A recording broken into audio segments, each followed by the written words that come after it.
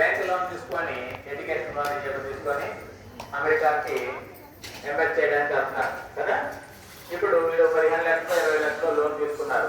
అమ్మాయి అమెరికా వెళ్ళి ఎంఎస్ చేసి చదువుకోవడానికి వెళ్తుంది. ఇప్పుడు దీనికి వడ్డీ పడింది కదా. మరి వడ్డీ అసలు కట్టాలా వద్దా? అమెరికా వెళ్ళిపోయిందిగా, కట్టక్కర్లేదా? ఆలోచించండి, కట్టాలా వద్దా? ఏం మాట్లాడమా? కట్టాలి కదా.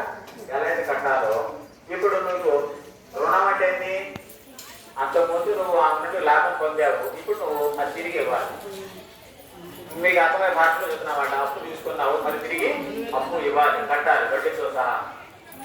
అలా రుణానుబంధ రూపేణ పశుపతిని సుతారాయ అన్నారు. రుణం ఉంటేనే భర్త వస్తాడు, రుణం ఉంటేనే భార్య వస్తుంది, రుణం ఉంటేనే పిల్లలు వస్తారు, రుణం ఉంటేనే ఎవరైనా మీ దగ్గరికి వచ్చి చేస్తారు, రుణం ఉంటేనే ఏ జీవైనా మీ దగ్గరికి వస్తున్నామట.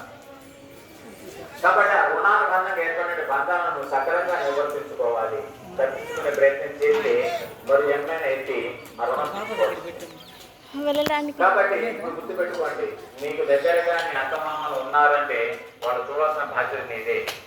అలా చూస్తే పుణ్యం కూడా గుర్తుపెట్టుకోండి. మనం చేసే పనుల ద్వారానే పాప పుణ్యాలు గుర్తుకొస్తాయి. ఇప్పుడు ఖాళీ స్థలంలో